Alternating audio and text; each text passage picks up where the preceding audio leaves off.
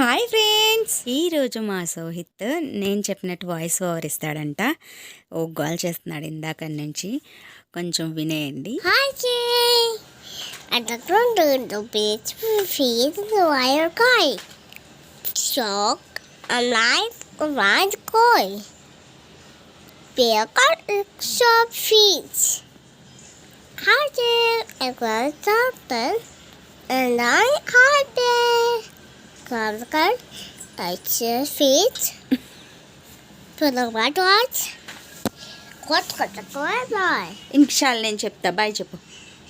Bye friends. Cause David got చెప్పు.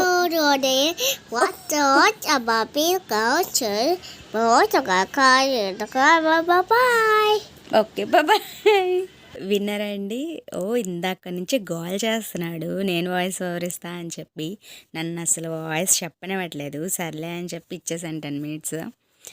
So అర్థమైతే గ్రేటే. నాకన్నా బాగానే చెప్తున్నాడు, మాటలు రాకపోయినా క్యూట్గా ఉందని చెప్పి ఇంకా అలా వాయిస్ క్లిప్ ఉంచేసాను, బాగుంది అని చెప్పి. ఇంకా వీడియోలోకి అయితే వెళ్ళిపోదాం. ఏం లేదండి, ఈరోజు మేము చేపలు అయితే తీసుకున్నాము. అవి క్లీన్ చేసేటప్పుడు కొంచెం చేదనేది స్మాష్ అయిపోయిందనమాట. సో చేప అంతా పాడైంది. ఇంకా మా అమ్మ ఫీల్ అయిపోతుంది, మంచి చేప పాడైపోయింది అని చెప్పి. ఇంకా సరేలే అవి పక్కన పెట్టు, నేను ఏదో ఒకటి ప్రయోగం చేద్దాం వాటితో అని చెప్పాను. చేదుగా అయిన చేపల్ని విడిగా కడగాలి అనమాట.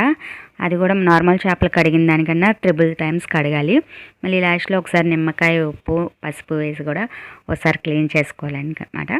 అప్పుడు చేపల్లో ఉన్న చేదైతే పోయిద్ది. మేము చేపల్ని చిన్న చిన్న ముక్కలుగా చేసుకున్నాం అనమాట, ఫ్రై చేసుకుందామని చెప్పి. చేదు పోయిద్దో లేదో తెలియదు, గ్రేవీ చేసి ఉల్లిపాయలు ఇవన్నీ వేస్ట్ అయిపోతాయని చెప్పి. మనం ఫ్రైకి ఎలాగా చేసుకుంటామో అలాగా మసాలాలన్నీ పట్టించుకొని 1 hour ఫ్రిడ్జ్లో పెట్టుకోవాలి. అప్పుడు మసాలా ముక్కలకి బాగా పట్టిద్ది అనమాట, టేస్ట్ కూడా బాగుంటుంది. ఫస్ట్ కబాబ్ లాగా చేసామన్నమాట. సో అవి ఎంతసేపు స్టీమ్ చేసినా లోపల అయితే ఉడకట్లేదు. సో అందుకని చెప్పి ఇలా ప్యాన్లో 2 tablespoons ఆయిల్ వేసి అలాగా ఫ్రై చేసామన్నమాట. ఇవి బాగానే ఉడికాయి అనమాట. ఇంకా అన్నీ ఫ్రై అయిపోయినాయి అనమాట. ఒక ప్లేట్లో తీసుకెళ్ళి మా అక్కకైతే ఇచ్చాను. టేస్ట్ చేసి చేదుందా లేదో చెప్పమన్నాను. టేస్ట్ చేసి సూపర్ ఉంది అని చెప్తుంది.